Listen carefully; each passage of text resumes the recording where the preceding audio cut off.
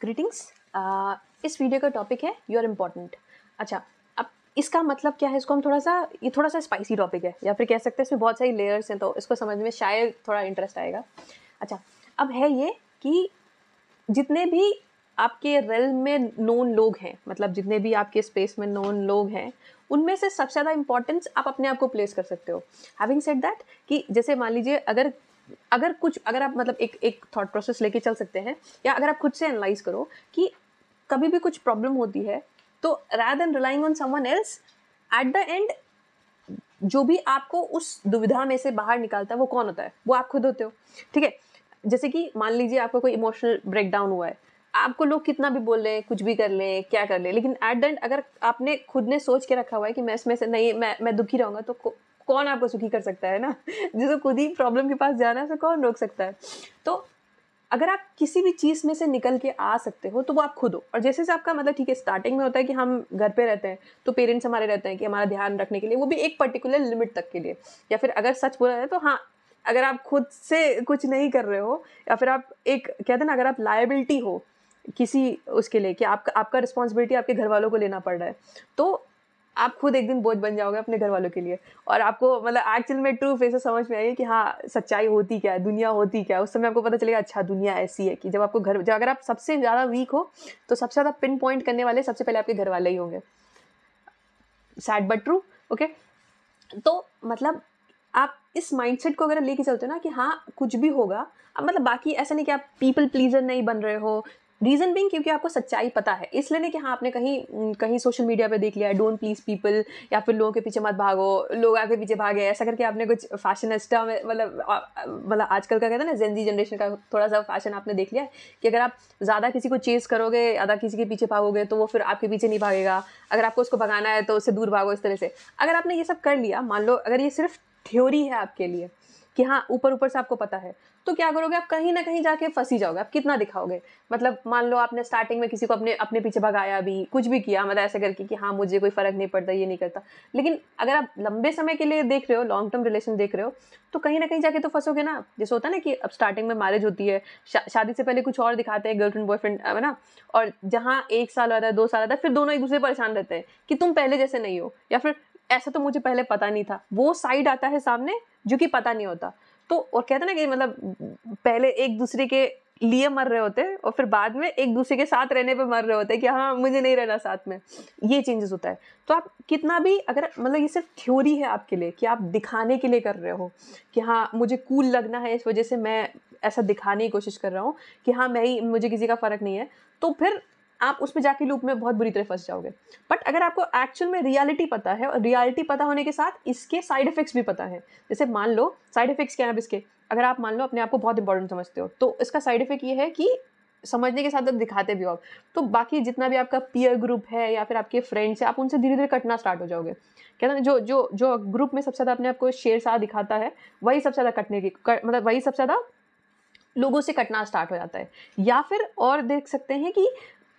बाद में कुछ भी होता है ना, जो भी ग्रुप का लीडर होता है उसको बाद में पिन पॉइंट किया जाता है, कुछ भी गलत हुआ तो हाँ इसकी वजह से हुआ, या फिर ये जिम्मेदारी लेगा। तो ज़्यादा अगर आप अपने आप को 30 मार खान बन रहे हो, तो एंड में 4 चांसेस आप खुद ही फंस जाओगे।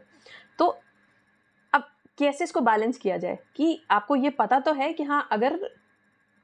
कुछ भी प्रॉब्लम आती है या कुछ भी होता है, तो एट द एंड मुझे अपने ऊपर ही रिलाई करना है, मुझे कहीं और नहीं जाना है। फिर मतलब ये है कि अगर इस मुसीबत से मुझे कोई निकाल सकता है, तो वो मैं खुद हूँ।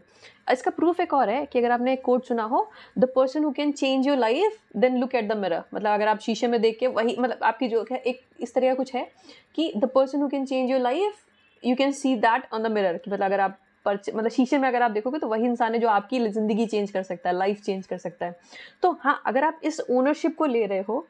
आपको ओनरशिप को ले रहे हो, प्लस आपको ये बैक ऑफ द माइंड और फ्रंट ऑफ द माइंड पूरी तरह से पता है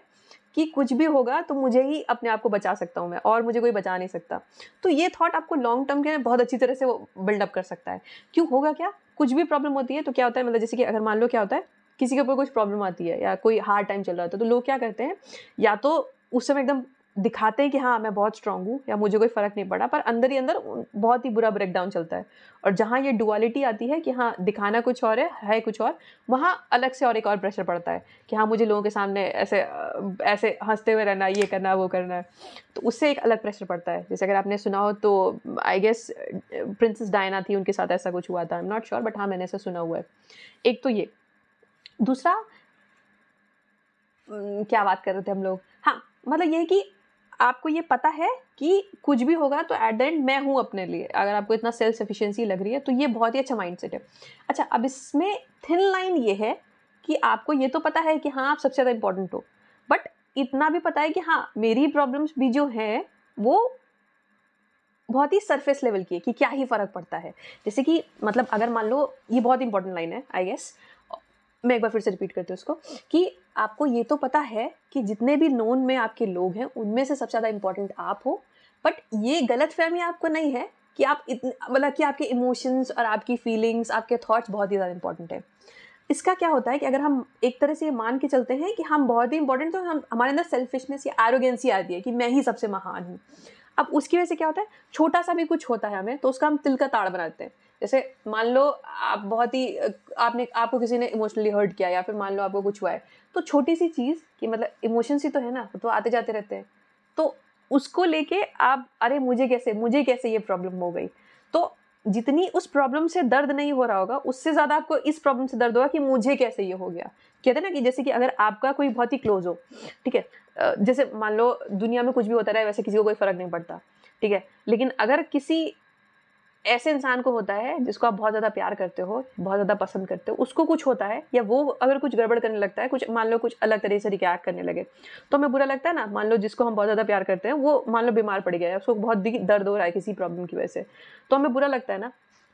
तो अब उस जो इंसान हमें बहुत अच्छा लगता है उसकी जगह पे अपने आप को पुट कर दो। अगर आप एक्चुअल में इन सब चीज़ों को लेके बहुत ही सीरियस हो गए कि हाँ I am the most important person, ये है वो है, फिर आपको कुछ भी दिक्कत होगा तो आपको जितना दिक्कत हो रहा होगा, मतलब पेन के लेवल में जितनी दिक्कत हो रही होगी, उससे ज़्यादा आपको मेंटली दिक्कत होगी कि मुझे दिक्कत क्यों हो रही है, ठीक है। तो उससे ज़्यादा दिक्कत हो रही होगी ये सोच के कि मुझे दिक्कत क्यों हो रही है, तो फिर इस लूप में आप जाके फंस जाओगे। मतलब क्या ना कि अगर अरे अरे मुझे थोड़ी सी चोट लगी, अरे मुझे चोट कैसे लग सकती है, या फिर मुझे ये दर्द कैसे हो रहा है, ये तो मतलब आप उसके लिए और दुखी हो जाओगे। तो इस ट्रैप में नहीं फंसना है। इन शॉर्ट आप ये लग सकते हो, इसको इसको समाप्त करते हैं बहुत ही कंफ्यूजिंग वीडियो को,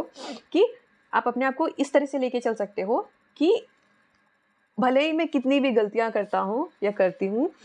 कुछ भी मैं करता हूँ, मान लो मैं सुबह 12 बजे 7 बजे के बजाय 12 बजे उठता हूँ, मैं ये काम सही से नहीं करता, लेकिन अगर कोई कुछ ऐसा चेंज कर सकता है तो वो कोई और नहीं है बल्कि मैं खुद हूँ। अगर मैं अपना स्केड्यूल सही कर सकता हूँ या कर सकती हूँ, या फिर अपने लिए कुछ अच्छा कर सकता हूँ, अगर मैं अपनी लाइफ को सेट कर सकते हैं, तो वो मैं खुद हूँ और कोई नहीं कर सकता मेरे लिए। ये आपको क्लियर है। हैविंग सेड दैट, आपको ये नहीं है कि हाँ आप अपने आप को खुद भी लाइटली लेना जानते हो, कि ऐसा नहीं है कि कुछ हो गया तो आप एकदम से तिलमिला रहे हो कि हाँ मान लो सिंपल एज दैट, किसी ने आपसे बदतमीजी से बात करना स्टार्ट किया तो आपको पता है ठीक है बोल दिया तो बोल दिया, क्या हो गया, ठीक है हो गया तो हो गया, मतलब क्या ही फर्क पड़ता है। इस तरह से कि आपके खुद के इमोशंस को भी आप इतना सीरियसली नहीं ले रहे हैं कि हाँ ठीक है रो लिए तो हो गया, या ये हो गया तो वो हो गया। या फिर अगर आपने ध्यान से देखा हो ना, तो जब भी हम पहले पहले मतलब अगर हमें इमोशनल ब्रेकडाउन होता है, खासकर मतलब जब भी हमें कोई भी चीज़ इमोशनली अटैक करती है तो हमारे चेस्ट में पेन होता है, मतलब उसमें एनर्जी ज़्यादा बढ़ जाती है। जब भी कोई चीज़ हमें मेंटली अफेक्ट करती है तो हमारे दिमाग के आसपास की एनर्जी बढ़ जाती है, मतलब हमें यहाँ टेंशन होना स्टार्ट होती है कि होता है ना अरे क्या करें। जैसे अगर करियर रिलेटेड चीज़ें होंगी तो आप देखोगे दिमाग में चारों तरफ, मतलब यहाँ खासकर इसके आसपास चीज़ें आपके घूम रही हैं कि क्या करें, कैसे करें, क्या होगा, अगर मान लो ये EMI कैसे पे करेंगे, ये कैसे करेंगे, लोन कैसे पे करेंगे। और अगर कोई चीज़ रिलेटेड है इमोशनल उससे, तो आपको चेस्ट के आसपास होगा कि हाँ मतलब अब क्या करूँ मैं।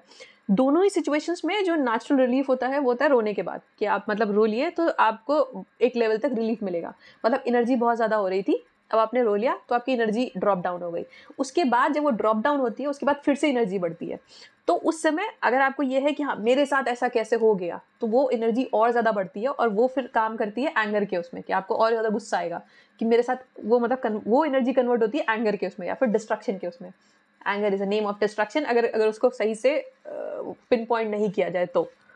तो वो इस तरह से मतलब आपको और फिर और ज़्यादा दिक्कत होगा। जितना आप गुस्सा करोगे, अब गुस्से में क्या दिक्कत होता है, जितना आप गुस्सा करोगे पहले तो आपको एनर्जी किसी तरह बाहर निकालनी है, मतलब बॉडी को एनर्जी किसी तरह बाहर फेंकनी है। तो गुस्से से आपकी सारी एनर्जी बाहर गई। अब जब एनर्जी बाहर गई तो आप शांत हो जाओगे, कूल डाउन हो जाओगे। अब फिर आप रिग्रेट करोगे कि हाँ, इस तरह से मैं बिहेव नहीं करता था, पर मैंने ऐसे क्यों किए। तो फिर आप फिर से एक लूप में फंस गए, फिर से आपको बुरा लग रहा है। तो इससे कुछ निकलने वाला है नहीं, मतलब इस लूप में फंसने से कुछ है नहीं। That's it, thank you.